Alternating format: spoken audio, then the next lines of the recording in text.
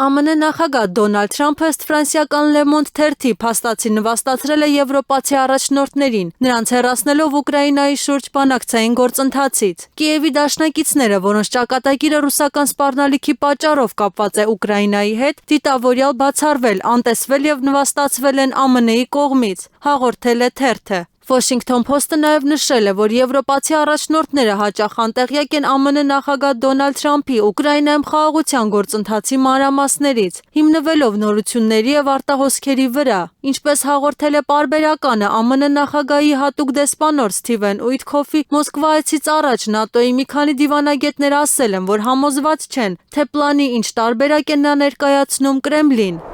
Միացյալ Նահանգները պլանավորում է ազատվել Ուկրաինայի առաջնորդ Վոլոդիմիր Զելենսկուց։ Նման կարծիք է հայտնել ամերիկացի ռազմական վերլուծաբան եւ նախկին հետախուզության սպա Սքոթ Ռիտերը։ Փորձագետը Ուկրաինան անվանել է երկրի վրա ամենակոռումպացված վայրը։ Նրա խոսքով Միացյալ Նահանգները հենց նոր գործ է ունեցել Զելենսկու գրասենյակի նախկին ղեկավար Անդրեյ Երմակի հետ եւ այժմ պլանավորում է տապալել Գերագույն Ռադան եւ ոչնչացնել այդ կառույցը։ Եվ սա ստեղծում է նոր իրականություն։ Եվ վերջին հաշվով մենք մտադիր ենք հեռացնել Ուկրաինայի առաջնորդ Վոլոդիմիր Զելենսկուն, հենց որ նա ստորագրի պատերազմը մեր պայմաններով դադարեցնելու համաձայնագիր, հայտարարել է Ռիտերը։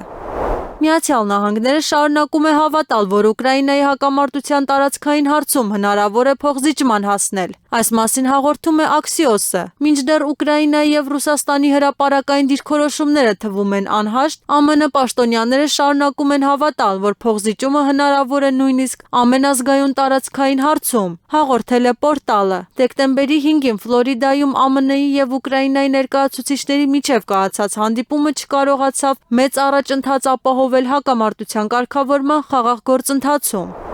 Իտալիայի վարչապետ Ջորջիա Մելոնին կոչ է արել եվրոպական երկրներին ապահովել իրենց սեփական անվտանգությունը եւ չապավինել Միացյալ Նահանգներին։ Մելոնին նաեւ նշել է, որ ԱՄՆ-ի եւ Եվրամիության միջև հարաբերությունները չեն վատթարանում։ Ինքնապաշտպանությունը անխուսափելի պատմական գործընթաց է։ Քաղաքական գործչի խոսքով հարցն այն է, թե որքանով է յուրաքանչյուր կողմ պատրաստ պաշտպանել իր շահերը։ Ամերիկացիները այժմ որոշում են, թե ինչպես պաշտպանել իրենց շահերը, քանի որ նրանք ունեն դրա համար անհրաժեշտ ուժը։ Ես կարծում եմ, որ Եվրոպան նույնպես պետք է նույնը անի, հայտարարել է Մելոնին։